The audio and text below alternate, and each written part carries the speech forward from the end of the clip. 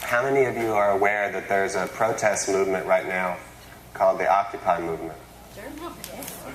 Okay. How many of you are confused as to what that is? Okay. I'm still a little confused, but I know the core of what it is. You know? So right now, we have, if you listen to MSNBC, to ABC, to CBS, to NBC, to most of the mainstream media, especially the New York Times, which I'll get to that later, you would think that there was a spontaneous movement of working Americans who were put out of their homes for no fault of their own, who have shown up in New York and in other cities to occupy Wall Street and to occupy places in front of business centers. That's what you would think if you were someone who just watched that and didn't do more exploration yourself. So there's a group called Anonymous. How many of you have ever heard of the hacker group named Anonymous? The people who hacked the CIA website? The people who just released the names and personal information, social security numbers, home addresses, family members of thousands of law enforcement officials across our country? When they hacked in, within the last week, they hacked into several police department databases. They've done quite a bit. And they're threatening to shut our banking system down, and to erase the data from Wall Street. And as to date, though there have been some arrests, the FBI has been unable to find out who all of them are, because it's an international effort. You know? So this is what Anonymous has had to say about their friends in solidarity with the Occupy protest movement, if you don't mind. Hello, we are Anonymous. If you have not heard about our brothers and sisters on Wall Street, we are currently experiencing our own Tahrir Square moment. However, this is not enough. We have other cities that we, the people, must occupy peacefully to let the world know the people are winning. Next month marks a momentous shift in our history. Everyone, everywhere will be occupying their towns, their capitals, and other public spaces. Already we have made tremendous progress. In just a little over a week, Occupy initiatives have sprung up in over 30 U.S. cities. This is now bigger than you, or me. It is about us, a collective 99% that will no longer stand for the corruption, greed, and inequality that is rampant within our governing bodies. Spread this message like the plague. October 2nd marks the International Day of Nonviolence, as well as civil rights leader Mahatma Gandhi's birthday. On this memorable occasion, we will carry forth our own passive resistance against the machine which keeps us down. On this day, we will occupy LA, with it bringing the wave of resistance to the West Coast. This is part of a global movement. The tyrants of London have banned public assembly and marching. The media refuses to acknowledge our presence. This kind of action only further moves our hand. The more authoritarian they act, the more we will resist.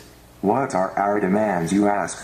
They are simple. They are the same as yours. We do not forgive. We do not forget. We are silent no more.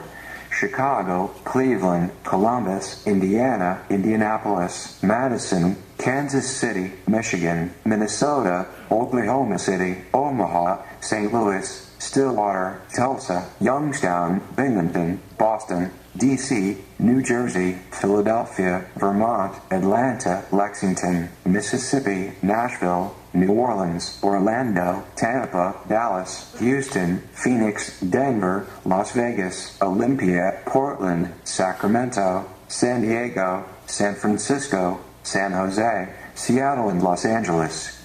We are everywhere. We are Legion. We are Anonymous. Expect us. Did that creep anyone out? Yes. Yeah, that creeps me out too. You know, they made a couple of claims about peace, but I'll show you later that that's not true either. You know, because even though they make claims about peace and things like this, and even though a lot of their leaders give interviews, like Lisa Fithian, who's Texas-based, about peace, we have other interviews that we've released recently where she was very clear that that's not her motivation at all. That peace is a means to an end if it will help, but if it won't help, they're willing to do whatever they need to do. Those are the lists of cities in the United States that have Occupy movements right now that are organized and organizing. Andrew Breitbart, as some of you know, he runs biggovernment.com and a number of the other big sites. He he has been working with me for several years to try to expose these very people, my former mentors from when I was a far leftist. I was the young 20-something-year-old, and they were the older 40 and 50-something-year-old socialists and anarchists who I actually admired at that time. Through a series of events and experiences, I backed away from them, and ultimately I decided to work undercover with the FBI to expose them. Unfortunately, they are rearing their head again, but thankfully they're rearing their head again, and it's causing people to see what they really are. So Andrew called me and he said, "Brandon, who are these people?" And I said, "Well, we have to do some digging. We have to do a lot of work. Because if you watch the mainstream media, they seem pretty innocuous, you know. And you have Barack Obama supporting them, vocalizing support for them. You have the unions vocalizing support and solidarity with them, which I'll get into that later as well.